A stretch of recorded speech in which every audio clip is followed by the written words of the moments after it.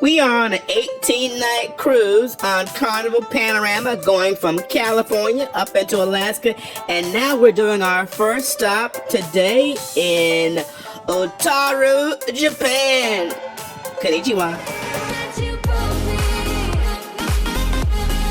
I'm so excited, I just can't hide it.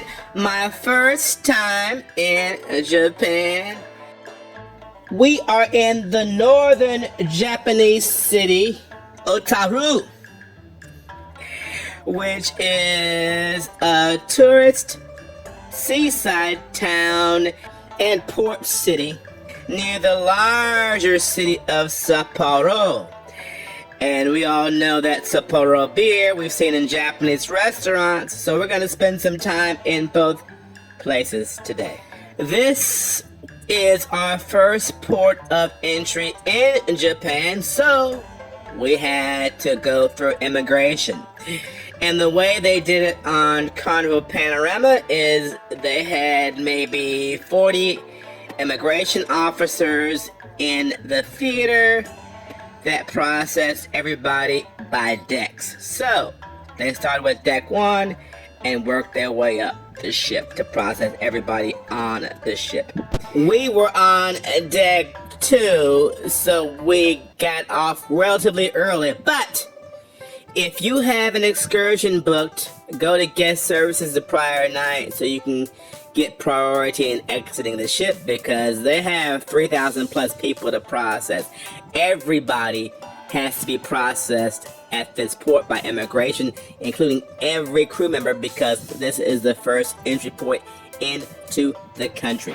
The cruise port is right downtown, so many things that you might want to see in Otaru are near the cruise port, including museums.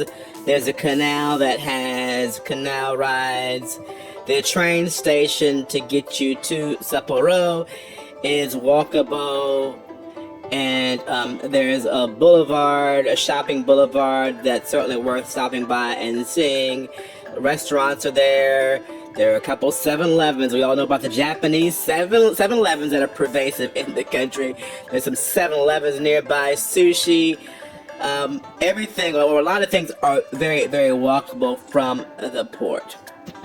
These Japanese taxi cabs are pretty neat. They look kind of like old Mercedes, but they're Toyotas. And you see those a lot used as taxis in the country. A lot of people go out their way to buy currency inside the U.S. from a local bank. We never do that when we travel. We always buy currency or get currency from the ATM in the country once we arrive. For us, it's been cheaper that way. A lot of banks say they don't have fees, but they will have a fee, almost all of them, buried in the exchange rate that runs between 5 and 15% typically. And some banks will have $7 to $10 service charge as well. So we find it better just to buy currency or get currency from the ATM in country once we arrive. It's always worked for us. When you get off the ship, however, they do have a currency exchange table set up if you want to buy currency there, but we just use the good old-fashioned ATM, and ATMs will all have a button to give you instructions in English. Just look for it on the panel there. No worries, just use the ATM. Good friends at 7-Eleven come in handy, because 7-Eleven has a bank and they have ATMs all around the country. So if anything, just look for a 7-Eleven and you will find an ATM. Before you travel, you should have a good idea in your mind as to what the exchange rate is. A good resource, of course, is good old Google. Just say, hey Google, what's the exchange rate? $1 to the yen, and Google will tell you.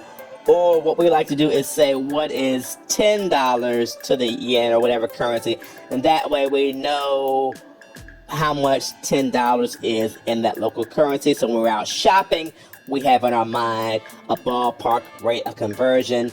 But there are conversion apps, or just ask Google to do the work for you.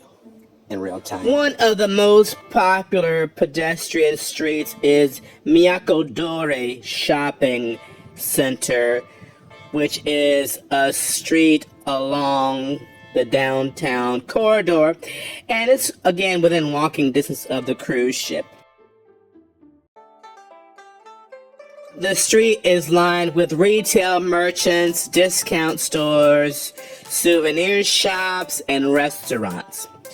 When we were there, there was an Itasha car show, and we are told that Itasha is Japanese for cringeworthy. So these were not cringeworthy cars in our opinion. They were quite beautiful with anime themes throughout, and anime certainly is very popular in Japan, and a lot of the kids dress up in anime costumes as a way to express their individuality. So it was kind of neat to see that car show there. There is certainly enough in Otaru to do to consume your entire day, from people watching to the canals to museums to shopping to eating to grabbing a pastry at the bakery, or just sitting and absorbing everything that's going on around you. But we split our trip up. We spent half of our day in Otaru and then took the train to Sapporo. And so in our next edition, we're going to tell you about our train ride, some of our how-tos, what we learned in getting there so you're not reinventing the wheel, and some of the things we saw.